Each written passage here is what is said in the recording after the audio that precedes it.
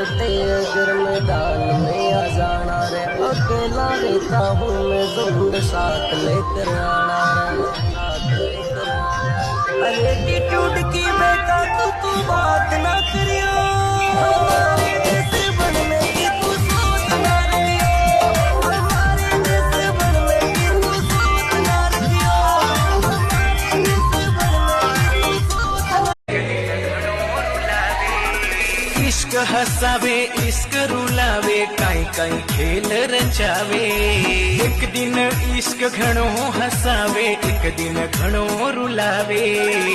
इश्क में आशिक दीवाना ए पागल क्यों बन जावे, इश्क में आशिक दीवाना ए पागल क्यों बन जावे।